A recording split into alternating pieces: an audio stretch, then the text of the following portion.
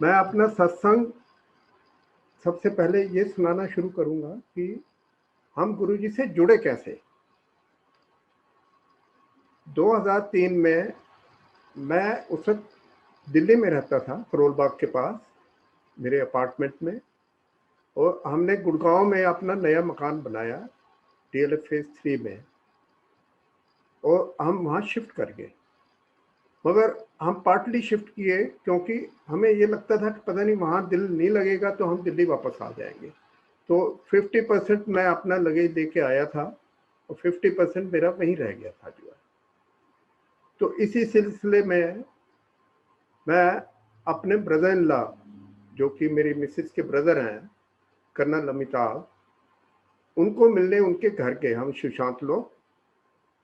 और वहाँ ऐसे बातें चल रही थी तो उन्होंने मुझे कहा कि हमारे यहाँ एक गुरुजी हैं जो कि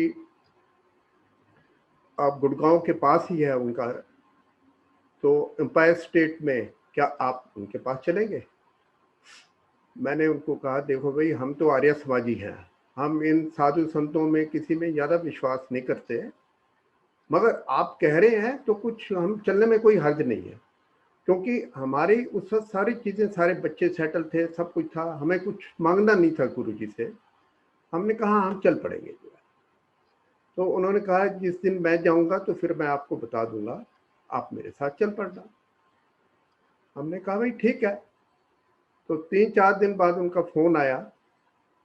वो कहने लगा जीजा जी चलो आज शाम को जो है ना 7 बजे मंदिर चलेंगे। तो मैंने उनको कहा कि भाई शाम को 7 बजे क्यों, अभी आज दिन में ही होके आ जाते हैं। वो कहते हैं नहीं, ये मंदिर तो हमारा खुलता ही शाम को 7 बजे के बाद है। मैंने कहा भाई ऐसा क्यों? वो कहने लगे कि गुरुजी ये चाहते हैं कि जितने भी लोग अपने काम से निपट कर सारा बिल्कुल फ्री होके यहाँ पर आए, उनके दिमाग में कोई टेंशन नहीं रहनी चाहिए। हमने कहा भाई हम बड़ा अजीब सा मंदिर है, चलो। खैर उस दिन फिर उनके साथ वो आए, अपनी गाड़ी में लेके हमें वहाँ जाके उन्होंने कहा जैसे जैसे मैं करूँगा आप भी साथ साथ में आपने ऐसे करते रहना जो है।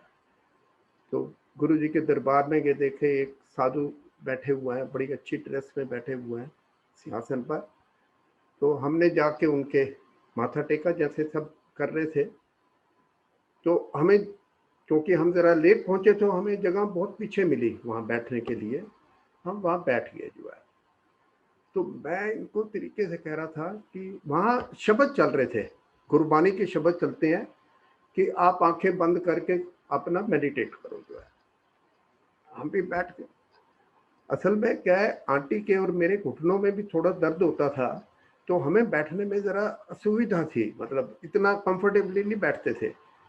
वो इतने में कोई मतलब सेवादार आगे, वो कहने लगे ज़रा और आगे बैठिए और आगे बैठिए। हमने कहा चलो भाई, किसी तरह टाइट होके मैं बैठ गया जो है। मगर जब एंड में जब उठे उस वक्त हमें कुछ महसूस नहीं हुआ कि हमारी टांगों में दर्द है। तो सबसे पहले चाय प्रसाद आया, चाय प्रसाद लिया हमने, फिर उसके बाद सुनते रहे। फिर मैंने इनको बोला कि कर्नल साहब ये मंदिर हम कब जाएंगे? मैंने सोचा कि भाई ये शायद इसके पीछे कोई मंदिर होगा, क्योंकि हम ये विश्वास रखते हैं वहाँ मूर्ति होगी, वहाँ पर कोई अपना पुजारी जी होंगे, घंटी बजाएंगे, प्रसाद चढ़ेगा, वैसे सब होगा जो है। वो कहने लगे नहीं यही मंदिर है। ये ऐसा कैसा? कहते आप अच्छा चुप रहो आप, मतलब वहाँ बोलना बिल्कुल मना। मैं तो ऐसे फिर भी कर थोड़ा थोड़ा ऐसे बोल रहा था उनको तरीके से, मगर वहाँ बोलने के लिए बिल्कुल कोई पिन ड्रॉप साइलेंस जो है। खैर जब सत्संग खत्म हुआ तो इतने में एक सेवादार आए, उन्होंने फटाफट वहाँ पर दरी बिछा दी, और जो वहाँ संगत में बैठे हुए थे लोग, उनको कहा कि आप दरी के दोनों तरफ बैठ जाओ। आप ऐसे टाट सा बिछा दिया, और फटाफट वो लंगर के लिए थालियां आ गई। एक प्लेट में 4 लोगों के लिए वो था, और उसमें ये नहीं कि भाई आपका कोई रिश्तेदार आपके सामने बैठेगा या आपका जान पहचान का, कोई भी आपके साथ बैठ सकता है। हम खैर वहाँ लंगर लुंगर करके उसके बाद जो है हमने हाथ धो के फिर मेरे कई क्वेश्चन थे मेरे इनसे पूछने के लिए। मैंने कहा ये ऐसा कैसा मंदिर है भाई जहाँ ऐसा मंदिर तो हमने कभी देखा ही नहीं।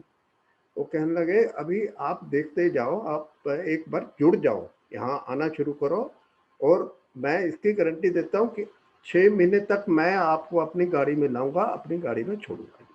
ये मतलब गुरुजी ऐसी सेवा कराते थे लोगों से कि भाई नई संगत को लाओ, और उनका जो जैसे हमें भी अभी भी जो गुरुजी बोलते थे कि भाई फला आदमी को जाओ वहां रजौरी गार्डन छोड़ के आओ, तो एक सेवा होती थी। खैर वो उन्होंने हमें 6 महीने तक ऐसे लाते रहे। वो जो है तीसरे या चौथे दिन हम गुरुजी के जब वहां दरबार में पहुंचे तो मैंने माथा टेका, तो गुरुजी पूछते की ना, वो पंजाबी में बात करते थे, की ना तोड़ा? मैं कहा जी सुरेश अरोड़ा। कहते गुड़गांव वाले? I was shocked. मैं कहा यार इनको कैसे पता, या तो इनका नेटवर्क ऐसा है, मतलब दिमाग में ये चीज आती है कि इनका नेटवर्क, इनके लोग बता देते होंगे भाई ये आदमी है। तो ताकि वो बाद में मैंने उनसे पूछा कर्नल साहब से, क्या क्या आपने मेरे बारे में बता दिया था, क्या मेरी बैकग्राउंड सारी बता? कहता है मेरी तो यहाँ गुरुजी से कोई बात ही नहीं कर सकता, हमारी तो हिम्मत ही नहीं है कि गुरुजी से ऐसे जाके बात करें। तो ये कहते हैं ये भगवान का नेटवर्क है, ये अभी आपको समझ नहीं आएगा, ये बाद में समझ आएगा। वो सारे जानी जान है, उनको सब मालूम है। ये गुरुजी का एक तरीका था हमें ये बताने के लिए कि भाई हाँ मैं सब जानता हूँ, तो ठीक जगह आ जाएगा। खैर हमने फिर वहाँ रेगुलर जाना शुरू कर दिया। फिर भी हमें ये लगता कि वहाँ पर हु इज हु, सारे इतने बड़े बड़े मिनिस्टर, इतने आईएएस ऑफिसर, इतने लोग आते थे वहां पर। तो मैं इनसे ये कहता, अपनी आंटी से कहता कि भाई ये लगता है कि हमारे लिए जगह नहीं है, ये गुरुजी बड़े बड़े लोगों के गुरुजी हैं, हम लोगों की यहाँ कोई गिनती नहीं लगती। तो उस उलझन को भी हमारे जो है जो सेवादार थे उन्होंने कहा देखो ऐसा है कि यहाँ पर गुरुजी बड़े बड़े लोगों को इसलिए कि एक का कल्याण हो जाए वो 50 आदमियों का आगे कल्याण करेगा। हमारे मन में कई शंकाएं थी जो उन्होंने लोगों ने दूर की। और दूसरा कई बार क्या होता था कि लेडीज ज्यादा जो गुरुजी उनको मौका देते थे उनके हाथ दबाने के लिए। कभी कभी जैसे सिंहासन पर बैठे हैं तो किसी ने रिक्वेस्ट की भाई गुरुजी, तो उनके कष्ट टालने के लिए वो उनको हाथ दबाने के लिए बोलते थे या पांव दबाने के लिए। तो उसके लिए भी हमारे देखिए हम पढ़े लिखे हैं, हम क्वेश्चन तो आएंगे कि भाई इनको क्यों ऐसी प्रायोरिटी मिलती है लेडीज को जो है। तो फिर उन्होंने बताया कि एक लेडीज ही ऐसी है जो घर की गृहिणी जो है वो अपने परिवार के बारे में सोचती है। आदमी लोग बड़े मतलबी होते हैं, वो कहेगा जी मेरा बिजनेस बढ़ जाए, मेरा मकान बन जाए, मेरा ये बन जाए, मगर जो लेडीज हैं वो खाली परिवार के लिए सोचती हैं और अपने लिए भी कुछ नहीं सोचती जो है। तो इसलिए गुरुजी का झुकाव इस तरफ होता था कि भाई इनका कल्याण हो तो पूरी फैमिली का कल्याण होगा। ऐसे कुछ क्वेश्चन थे हमारे। हम क्योंकि अभी तक हमने गुरुजी को ये एक्सेप्ट नहीं किया था कि ये ईश्वर है, क्योंकि नए नए गए थे, हम कैसे मान लें कि भाई ये ईश्वर है। तो मगर उनके भी अपने तरीके थे, वो एहसास करवा देते थे आपको जो है। ऐसे कई दिन तक हमारा मतलब ये चलता रहा। फिर एक सत्संग था क्लियर फॉर्म में, खेर फॉर्म, जो कि खाली फौजियों के लिए गुरुजी ने रखा था, क्योंकि फौजियों से बहुत प्यार था, फौजियों में बड़ी संगत उनके साथ जुड़ी हुई थी जो है। तो कर्नल साहब कहने लगे कि आप भी चलो। मैंने कहा भाई हमारे लिए तो कोई न्योता नहीं है। कहते नहीं आप हमारी फैमिली के मेंबर हो तो आप भी साथ चलो। वो दिन के टाइम था, मतलब 12 बजे से लेके कोई 2:30-3 बजे तक 2 घंटे का होता था सत्संग, कि भाई 2:30 बजे तक सब फ्री हो जाएंगे जो है। मैंने कहा भाई मैं चल पड़ूंगा, मगर मेरी किसी एक चीफ इंजीनियर से बहुत जरूरी मीटिंग है, इसकी हरियाणा के चीफ इंजीनियर से किसी काम के बारे में, बड़ी मुश्किल से अपॉइंटमेंट मिली है, तो मैंने 3 बजे उनके पास पहुंचना है जो है। वो कहने लगे चलो तो सही, आप वहाँ दर्शन, अगर आपको नहीं ठीक लगेगा आप उठ के आ जाना। वहाँ फिर मेरे साथ यही हुआ कि मैं जब गुरु जी के चरण छूने गया, गुरु जी की उनकी महिमा ऐसी थी, जब वो आए तो ऐसे लोगों ने गुलाब के फूल बिछाए हुए, ऐसे लग ही नहीं रहा था कि वो वॉक कर रहे हैं, ऐसे लग रहा था कि जैसे वो उनके पाँव टच ही नहीं कर रहे जो है। हम भी नतमस्तक हो गए और हमने गुरु जी को प्रणाम किया, और फिर उठ के जब वो अपने सिंहासन पर बैठ गए, फिर लोग उठ के उनके चरण छूने के लिए गए, सारे लाइन लग गई और गए।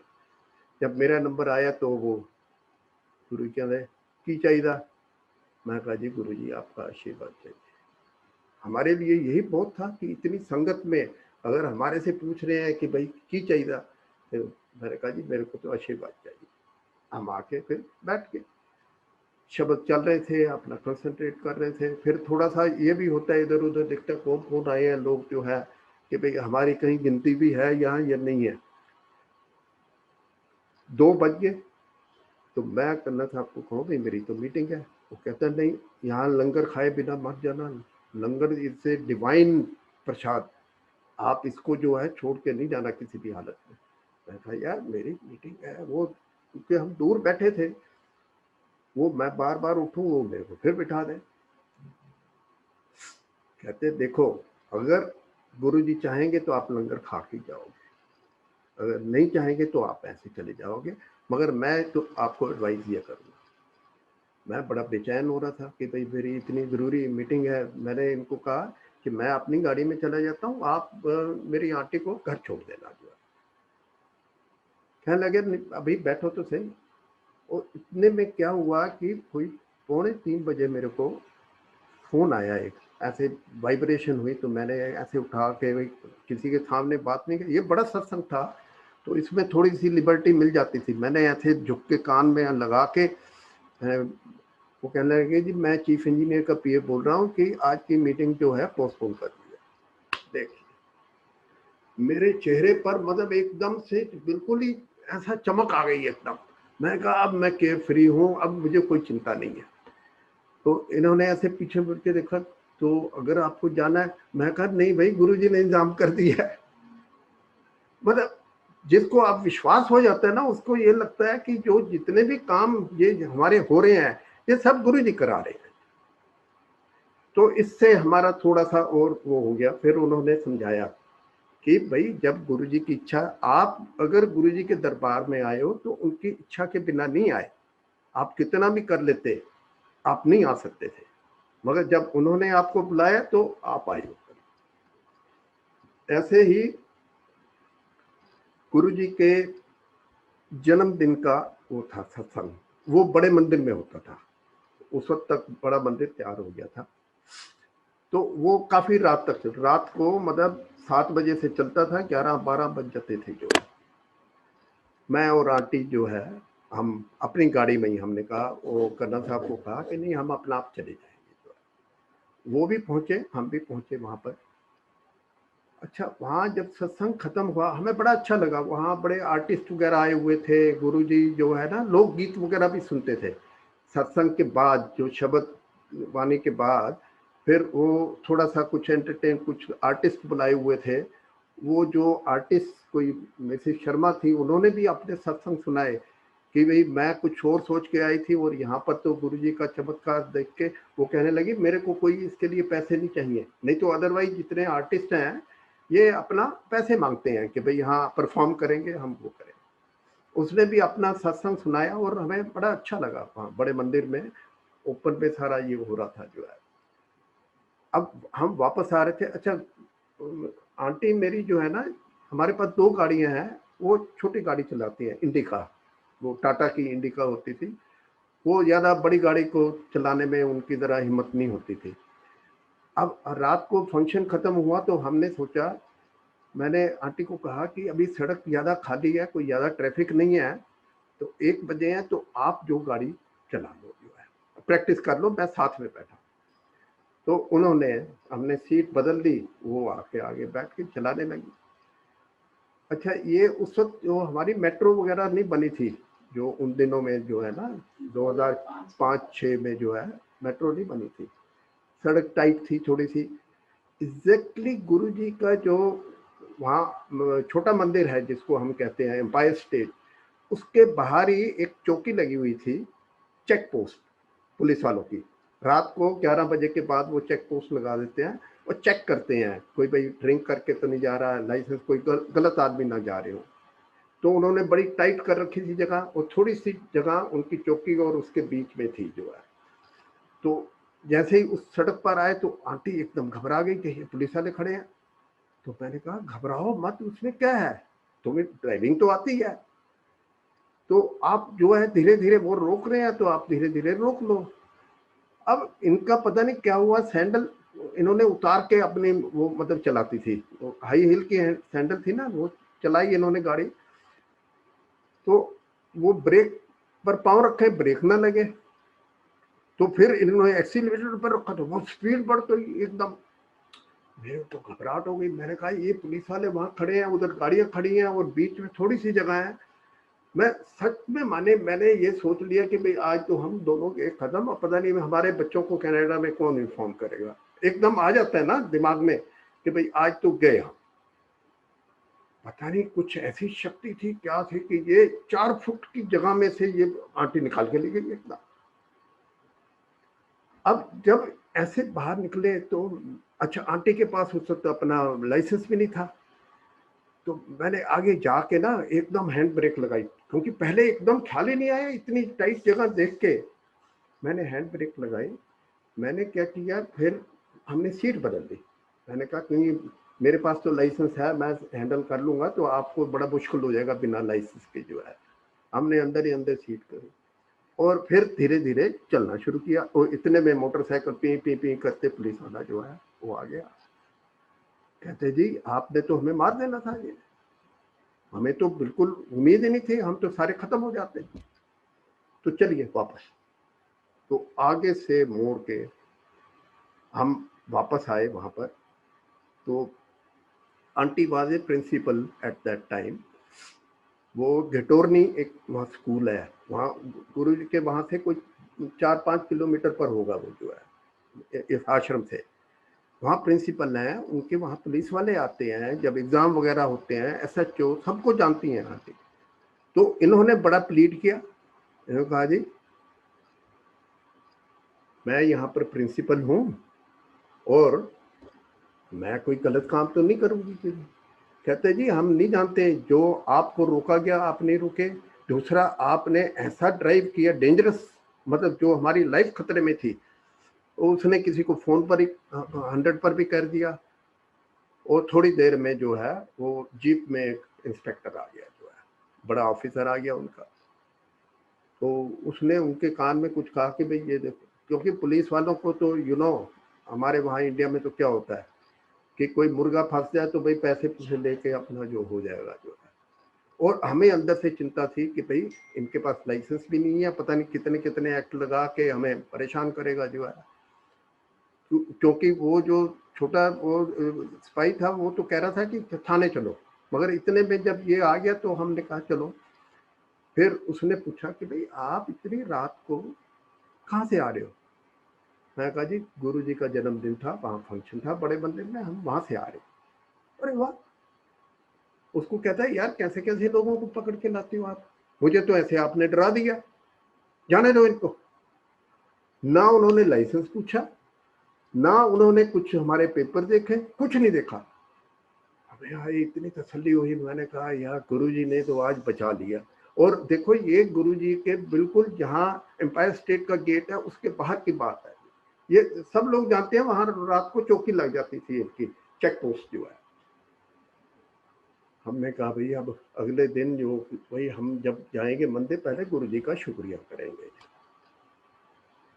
अगले दिन गए गुरुजी के वहां, वैसे जैसे अपना। और उस दिन चांस की बात ये कि जो थोड़ी सी नई संगत होती थी ना, उनको थोड़े दिनों के बाद बिल्कुल गुरुजी के सामने बिठा देते। अरे उनका ऑरा ऐसा, हमें तो उनसे नजर ही नहीं मिला सकते थे। बड़ा ऐसे लगेगा कि भाई जैसे हमारा एक्सरे हो रहा है, जब भी जरा नजर उठाएं तो हमें लगे कि भाई एक्सरे हो रहा है, मतलब अंदर से गिल्ट होता है ना आदमी को कि भाई हमारे शायद विचार, हमारी सारी अंदर की चीजें गुरु जी को पता लग जाएगी जो है कि भाई हम क्या सोच रहे हैं, कि भाई गुरु जी क्या भगवान है या नहीं है, जो मन में है कुछ हो सकता है कि ये सारा एक्सरे है। हमारी हिम्मत नहीं हो रही थी।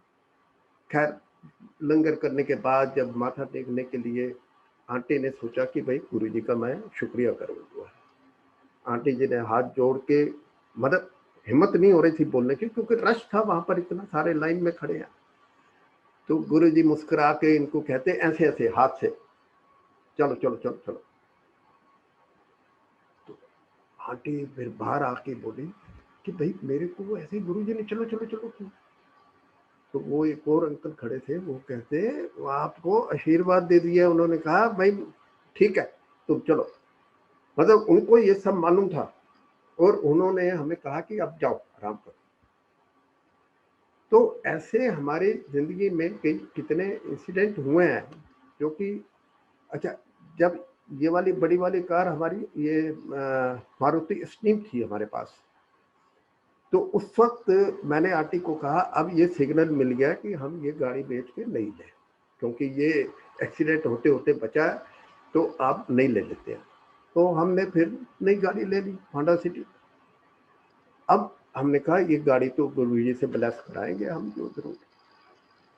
तो उस दिन मैं जब माथा टेकने लगे तो मैंने गुरु जी को चाबी पकड़ा दी, मैंने कहा जी ब्लेस करो। अच्छा नई गड्डी लिखती है, चिट्टे रंग दी है। अब वहां से कौन इनको बताएगा कि भाई मैंने गाड़ी ये ली है और इनको सब मालूम है जो है। उन्होंने क्या ऐश कर ऐसे बोल दी। और उसी का मैं बता रहा हूँ कि गुरु जी ने जो ब्लेस की थी गाड़ी, मैंने इतने 15-13 साल तक अपने पास रखी। मैंने कहा ये गाड़ी मैं नहीं बेचूंगा मैं, और बड़ी अच्छी चल रही थी। ये तो इंडिया में अब ये हो गया कि आपकी 15 साल से पेट्रोल की गाड़ी आप ज़्यादा नहीं रख सकते। तो मेरे को जब मैं यहाँ आ रहा था कनाडा तो अपनी गाड़ी बेच के आया, और वो भी हमारे एक कोई संगत के ही हैं जो डीलर है। उनको जब मैंने बताया कि ऐसे गुरुजी की ब्लेस गाड़ी है, तो कहने लगा भाई मैं भी नहीं बेचूंगा, मैं अपने पास ही रखूंगा चाहे इसके कितने भी साल हो जाए जो। मैंने कहा ये अपनी अपनी श्रद्धा की बात है। खैर अब इस गाड़ी का मैं बताता हूँ, जो गुरु जी कहाँ कहाँ आपकी हेल्प करते हैं वो बताना चाह रहा हूँ मैं। अब क्या हुआ कि हमारे एक फ्रेंड हैं वहाँ, डॉक्टर हैं, उनके लड़के की इंगेजमेंट थी। उन्होंने शाम को कहा कि भाई आप मेरे घर आना है। मेरा गुड़गांव में घर है, वो सिविल लाइन्स में रहते हैं, बहुत दूर रहते हैं। अच्छा रास्ते में मैं वहाँ पर उन दिनों में जो है ना एज ए विजिटिंग फैकल्टी जाता था, स्कूल ऑफ आर्किटेक्चर, दिल्ली का एक स्कूल ऑफ आर्किटेक्चर बहुत फेमस है। तो उसमें मैं एज ए विजिटिंग फैकल्टी जाता होता था। तो संडे का दिन था, कॉलेज वगैरह सारा बंद था। तो मैं जब वहाँ से ऐसे क्रॉस कर रहे थे, टर्न कर रहे थे रिंग रोड पर, तो एक स्कूटर आया दूर से और ठाड़ से मेरे उस पे स्कूटर इस पर कार पर आके बजा लेफ्ट से, क्योंकि मैं लेफ्ट को टर्न कर रहा था विच वॉज फ्री, और वो सीधा जाना चाहता था, वो आके टकराया और वो गिर गया। उसका हेलमेट गिर गया, उसका स्कूटर दूर पड़ा, वो कराने लगा जो। मैंने कहा यार हम अच्छा भला, कहीं एकदम घबराहट हो गई हमें कि भाई पता नहीं जिंदा भी बचेगा या नहीं बचेगा, क्या होगा इसका जो है। वो इतनी जोर जोर से चढ़ा, सारे फिर पता है लोग इकट्ठे हो जाते हैं, और वहां से कुछ गज पर ही जो है पुलिस हेडक्वार्टर है हमारे। और जहाँ जिस क्रॉसिंग पर हुआ वहां हर वक्त ट्रैफिक पुलिस खड़ी होती है, ये दिन का टाइम है जो है। तो हम बाहर निकल आए, हमने उसको उठाया, साइड में बिठाया। मैंने कहा अंकल अगर आपको कोई हेल्प की जरूरत है तो मैं आपको घर छोड़ देता हूँ। कहता है जी बस मैं तो मर गया, मैं तो अब हमें अंदर से घबराहट हो रही है, पुलिस केस भी बनेगा, सारा ये होगा। तो इतने में पुलिस वाला भी आ गया। अब पुलिस वाले को मैं कहने की कोशिश कर रहा हूँ कि भाई हमने नहीं, कसूर तो हमारा माना जाएगा क्योंकि बड़ी गाड़ी है, मगर मैंने कहा मेरा इसमें कोई फॉल्ट नहीं था। ये देखिए लेफ्ट से इसने मारा है और इसने ऐसे ये गिर गया, इसको चोट लगी है जो है, इसका स्कूटर भी पता नहीं चलेगा या नहीं चलेगा जो है। वो कहने लगा जी मैंने 100 नंबर पर कर दिया है, तो अभी एम्बुलेंस वगैरह आ रही है भाई, इसका वो चेक। हमने कहा भाई आज तो हम वहाँ तो नहीं जा पाएंगे।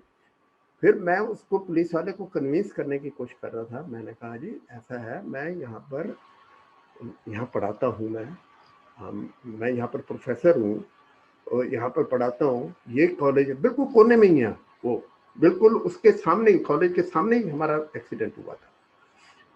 तो मैंने कहा ऐसे मैं पढ़ाता हूँ। वो मतलब परवाह नहीं कर रहा था जो है भाई, ऐसे लोग अपने एक्सक्यूज देते रहते हैं। अब इतने में क्या हुआ, मेरी 3 क्लास की लड़कियां वो वहां से पास कर रही थी, जबकि छुट्टी का दिन है। उस दिन किसी का कोई वहां होने का मतलब नहीं है, कॉलेज बंद होता है। छुट्टी का 3 लड़कियां मेरी क्लास की वहां से, सर सर सर क्या हुआ। अब वो पुलिस वाला खड़ा था, उसने जब देखा कि भाई ये ऐसे बात कर रहे हैं तो उसको तसल्ली हो गई कि भाई हाँ आदमी जेन्युइन है भाई। अब ये देखो सब, छुट्टी वाले दिन किसी को ऐसे भेजना ये कौन करा सकता है? गुरु जी की महिमा सारी। और हमारे वहाँ गुरु जी की हमेशा कार में उनकी फोटो लगी रहती है। हम बहुत घबरा भी गए थे अंदर से। मेरे को ये था कि भाई इसको कहीं कुछ इंजरी वगैरह ना हुई हो, अगर कहीं फ्रैक्चर हुआ या कुछ भी हुआ तो हम मुसीबत में पड़ जाएंगे, क्योंकि फिर हॉस्पिटल के चक्कर, कोर्ट के चक्कर, पता नहीं क्या क्या हो सकता है। अच्छा, इतने में 4-5 आदमी वहां से निकल रहे थे। वो उसको देख के, जो जिसको चोट लगी, अरे शर्मा जी आपको क्या हुआ? कहता यार एक्सीडेंट हो गया, मैं तो बस अब खत्म। तो मैंने कहा ये शर्मा जी कहाँ काम करते हैं? उनसे पूछा जो उनको देख रहे थे। उन्होंने कहा जी ये पुलिस हेडक्वार्टर में काम करते हैं। और मुसीबत। मैंने कहा आज तो बचने का कोई चांस नहीं है। खैर उस वक्त फिर मेरी वैसे कार में बोतल रहती है जो पानी की जो है, हमने उसको पानी पूरी पिलाने की कोशिश की। तो एक लड़का वहां से जा रहा था, उसके पास शायद वो थी कैंपा कोला वगैरह थी, तो उसने उनको वो पिलाई। फिर मैंने उनको चलाया। अच्छा, इतने में एम्बुलेंस आ गई। अच्छा, अब देखिए उसके यहाँ पर माथे पर ना इतना छोटा सा एक निशान पड़ा था, बस कोई खून भी नहीं निकला था जो है। वो कहे पुलिस वाले की अपनी जांच करा लो, जाओ डिस्पेंसरी में दवाई। कहता है जी मैंने कुछ नहीं कराना, वो आदमी कहने लगा। तो उन्होंने कहा भाई, फिर उसको चला के देखा। फिर उसका एक लड़के ने जाके स्कूटर खड़ा किया, भाई चलने लायक है या नहीं। वो कहता है जी मैं तो घर जाऊंगा। तो मैंने कहा भाई हम आपको छोड़ आते हैं, जाके स्कूटर यहाँ मेरे कॉलेज में रखवा दो, आप कल ले लेना अपना या फिर ले लेना, मैं इसको रिपेयर करा दूंगा जो है। कहता है नहीं जी मैं तो स्कूटर पर ही अपने जाऊंगा। अब हम उसको इंसिस्ट कर रहे हैं तेरे छोड़ के आएंगे। फिर वही पुलिस वाला मेरे को साइड में ले गया। कहता है आप क्यों झंझट में पड़ते हो, अभी पुलिस की और गाड़ियां भी आ जाएंगी, आप चुप करके निकल जाओ। ये पुलिस वाला बोल रहा है मेरे को कि आप चुप करके यहाँ से निकल जाओ, ज्यादा झंझट में मत पड़ो। वो अभी जब स्कूटर चलाने को तैयार है, जाने को तैयार है, आपको क्या तकलीफ है, जाओ आप। अरे मैंने कहा गुरु जी क्या आपने, मतलब ये सब गुरु ही करवा सकता है, ऐसा कोई और कोई ताकत नहीं करवा सकती है। तो हम चुप करके वहां से चले गए। मगर अगले दिन जब मैं कॉलेज आया तो फिर भी मेरे दिल में धक धक कर रहा था, कहीं तो पुलिस केस बना के कहीं फिर आके हमें तंग करे या कुछ करे। कोई भी नहीं आया, गुरु जी ने किसी को आने ही नहीं दिया। तो ये, और मेरी कार पर एक स्क्रैच तक नहीं पड़ा। इतना जबरदस्त एक्सीडेंट हुआ। जो मैं बताना चाह रहा था कि गुरु जी ने ब्लेस की हुई थी गाड़ी, उसको कुछ नहीं हुआ। और ऐसे एक बार कहीं और भी किसी लड़के ने आके मारा, वो बुरी तरह वो गिरा, मगर उसको भी कुछ नहीं हुआ और कार को भी कुछ नहीं हुआ। कार मेरी इतनी ब्लेस थी तो मैं बड़ा प्यार करता था कार से कि भाई इसको कभी नहीं बेचूंगा। ऐसे फिर जो एक और इंसिडेंट मैं बताता, क्योंकि हमारे जो ऐसे जो, ये नहीं है कि गुरुजी हमेशा हेल्थ का ही, अपनी संगत का बड़ा ध्यान रखते थे वो। चाहे आपको पता लगे ना लगे, मगर जिसको विश्वास है उसको तो ये लगता है। ये इंसिडेंट देख के तो मेरे तो मतलब ऐसे ही रोंगटे खड़े हो गए थे कि भाई क्या, दिल ऐसे धक धक कर रहा था, पता नहीं क्या होगा। वहाँ दिल्ली में अगर ऐसे एक्सीडेंट हो जाए तो आप इतना इजीली जो बच नहीं सकते आप जो है। हमें कुछ भी नहीं हुआ और हम अपना घर वापस आ गए। फिर मैंने अपने डॉक्टर फ्रेंड को भी बताया कि भाई हम ऐसे ऐसे होके आए हैं जो है, इसलिए हमारा मूड अभी इतना वो नहीं है, अभी भी हार्ट बड़ा बम्प कर रहा है जो है। वो कहने लगे नहीं अभी आप बैठो, आराम से बैठो। फिर एक और इंसिडेंट जो कि बहुत ही ज़बरदस्त है, जिसका कि हम मतलब गुरुजी ही करा सकते हैं और कोई नहीं करा सकता। वो जैसे मैंने शुरू में बताया कि मेरा एक अपार्टमेंट था करोल बाग में, करोल बाग के पास जगह है ईस्ट पटेल नगर, वहाँ था। और हम वो वहाँ पर छोड़ के आए थे कि भाई अभी हम पता नहीं शिफ्ट होंगे नहीं होंगे, 50-50 था। फिर अब जब हम पूरा शिफ्ट कर गए तो हम कई साल तो उसे खाली छोड़ा, फिर उसको मेंटेन करना मुश्किल हो रहा था। हमने फिर एक किराएदार रखा जिसको कि कंपनी लीज पर 2 साल के लिए दिया था। उसको 2 साल जब हो गए तो वो कहने लगा अंकल जी मैं, मेरी सिस्टर की शादी होनी है और मैं ये चाहता हूँ कि आप मेरी ये जो एक्सटेंशन कर दें। जो 2 साल खत्म हो गए थे, कंपनी ने चेक देने बंद कर दिए, मगर उसने कहा मैं आपको 6 महीने का चेक दे देता हूँ, आप अपना, मेरी सिस्टर की शादी हो जाए तो इन कंपेशनेट ग्राउंड पर, विदाउट एनी मतलब एग्रीमेंट, एग्रीमेंट हमारा खत्म हो गया था, बिना बिना एग्रीमेंट के उसके वो दे दिया कि भाई शरीफ आदमी है, मेरा किराया दे रहा है तो चलो भाई इसको दे। वो 6 महीने हुए, फिर साल हुआ, फिर 2 साल हो गए, वो खाली ना करे। अब हमें चिंता हो गई क्योंकि हमने हर बार कनाडा आना आता था, तो हमें तो बड़ी मुश्किल थी कि भाई कैसे इसको वो करें हैंडल। उसने मेरे को किराया भी दे, मैंने बड़ी कोशिश की, कभी कोई बहाना लगाया कभी कोई बहाना, नहीं खाली किया। अब आंटी कहने लगी हमारी इतनी महंगी प्रॉपर्टी, तो अब कैसे इसको हम लें इसको। फिर हमने सोचा चलो भाई केस करें इसके ऊपर जो है, कोर्ट में जाके वहां से खाली कराया। तो अपनी संगत में भी कई जो एडवोकेट्स हैं, हमारे जान पहचान के भी हैं, हमने उनसे भी डिस्कस किया। वो कहने लगे भाई ऐसे तो खाली नहीं होगा, आपको जो या तो कोई पैसा देना पड़ेगा या कुछ ऐसे, इतना इजीली नहीं होगा। वो आप लोअर कोर्ट से जीतोगे तो वो हायर में चला जाएगा, उससे हायर में चला जाएगा, वो चाहे तो आपको नचा के रखेगा जो है। तो खैर मैंने कई और मेरे रिश्तेदार भी थे, सबसे पूछा, सबने डिस्करेज किया कि किसी तरह आपस में ही फैसला कर लो तो बेटर है। वो करने को, वो कहता मैं खाली, मतलब मना नहीं करता था मगर खाली भी नहीं करता। खैर फिर हम एक दिन मंदिर में गए, हमने गुरुजी से कहा गुरुजी अब हमारा ये खाली कराना है तो केस हम कर रहे हैं जो है। किसी जान पहचान से हम किसी वकील के पास गए तो हमने, उसने वो बना दिया, एक उसका मैटर बना के हमें दे दिया और कहा कि हम ये केस फाइल कर लेंगे। मैं उनको एडवांस वगैरह भी दे आया। वो 30,000 कोर्ट में पहला, जो लोअर कोर्ट में जाता है ऐसे केस। तो क्या हुआ कि जब मेरे पास उनका ये वो आ गया कि जो भाई उन्होंने रिप्लाई दिया था खाली करने इविक्शन के लिए, जो नोटिस भेजा था उससे, वो उसने मेरे को कॉपी दे दी। तो हमारे एक संगत के और हमारे पुरानी संगत के फ्रेंड हैं, उनका सन in law he is a जज but not in that court. तो मैंने उनसे कहा यार एक बार उनको हम दिखा दें, उनसे सलाह ले लें कि अभी क्या होगा हमारा, क्योंकि सबने डरा दिया था कि आपका मकान ऐसे खाली नहीं होगा। तो हम उनके साथ उनके घर में वहाँ गए, तो उन्होंने जब ये देखा, उन्होंने ऐसे ही कहने लगे अरोड़ा जी ये तो बेकार है बिल्कुल, क्योंकि इसमें कोई डोमिसाइल रीजन ही नहीं दिया कि भाई आपको क्यों चाहिए। आप किराए के लिए बढ़ाने के लिए कहोगे, वो कहेगा मैं किराया बढ़ा देता हूँ। आप कहोगे कि भाई एग्रीमेंट करो, वो एग्रीमेंट कर लेगा। तो आप किस वजह पर, क्योंकि आपका मकान गुड़गांव में है, वो तो ये रीजन दे देगा कि भाई इनको तो चाहिए नहीं, किराए पर देना है तो किराए पर हमें। हमने कहा जब एक जज मेरे को ये कह रहा है तो हमें तो टेंशन हो गई एकदम। अब आंटी कहे कि हमने केस करके भी अब कुछ कर भी नहीं सकते। फिर अगले दिन मैं उस वकील के पास गया, मैंने कहा कि भाई हम केस विड्रॉ कर ले तो क्या है।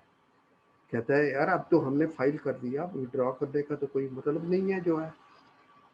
तो मैंने अपनी वो दिखाई, कंसर्न दिखाई, वो कहने लगा अब एक बार कर दिया तो करते हैं, देखते हैं।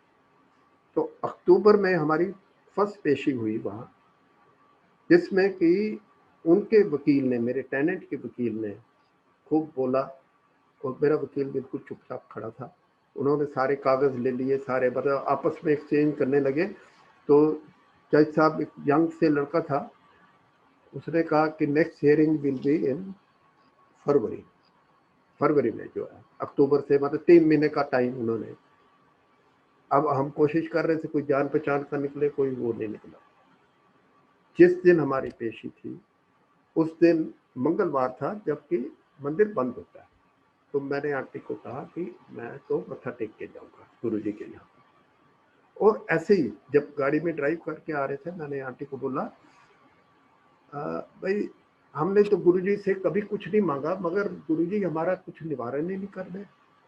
कुछ हम इतना केस में फंसे हैं, इतने टेंशन में हैं, हमारा मकान ही नहीं खाली हो रहा, क्या करेंगे। तो आंटी कहने लगी, देखो, मेरे से नाराज होने लगी कि आप कुछ भी बोलो, गुरुजी के लिए ऐसा कुछ मत बोलो, जो करेंगे गुरुजी ठीक करेंगे, बस इतना कह के खैर माथा टेक के मैं अपना वहां पहुंचा,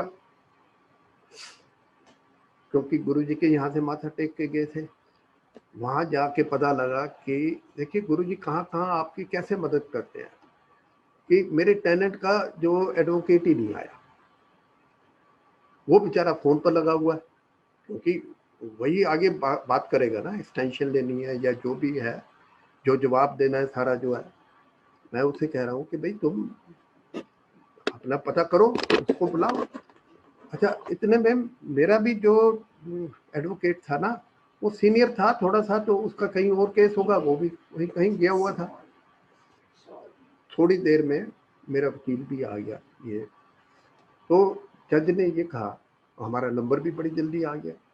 जज ने ये कहा, देखो मैं आपको 40 मिनट का टाइम देता हूँ, आप आपस में जो फैसला करना है कर लो, नहीं तो फिर बहस सुनाऊंगा फैसला। हम बाहर आए, वो लड़के से बात कर रहे हैं, जो मेरा टेनेंट था, वो मेरी बात सुनने को तैयार नहीं। वो अपने वकील को फोन कर रहा है। अब भाई वकील को तो तेरे गुरुजी ने ही रोक के रखा हुआ है, उसको ये समझ नहीं आ रही थी। 40 मिनट बाद आए तो उसने, जज ने बोला, अब देखिए यहाँ पर कैसे गुरुजी जज के उसमें आगे जो है, कहते भाई देखो, तुम अगर खाली करते हो ठीक, नहीं तो मैं यहाँ से आदमी भेजूंगा। ये जज बोल रहा है, आदमी बोलूंगा, तुम्हारा घर का सामान सारा बाहर रख लिया जाएगा और इनको पोजीशन दे दिया जाएगा। ऐसे एक बायस जज कोई भी नहीं हो सकता। पता नहीं कैसे कहाँ से वो, हमें लगा यार ये गुरुजी की, क्योंकि वहां जब कोर्ट में बैठे थे थोड़ी फ्रेग्रेंस भी आई हमें। ये बाद में हमें पता लगी चीजें कि भाई ये फ्रेग्रेंस गुरुजी की प्रेजेंस का होता है। अच्छा, उन्होंने फिर, वो लड़का कहने लगा, जी नहीं मेरे को तो आप जो है इतनी जल्दी मैं नहीं कर सकता। तो उसने मार्च में खाली करना था। तो जज ने मेरे को बोला कि अरोड़ा जी आप इनको 1 महीने का टाइम और दे सकते हैं। मेरे को थोड़ी तसल्ली लगी, मैं कहा हाँ 1 महीने का कर देंगे।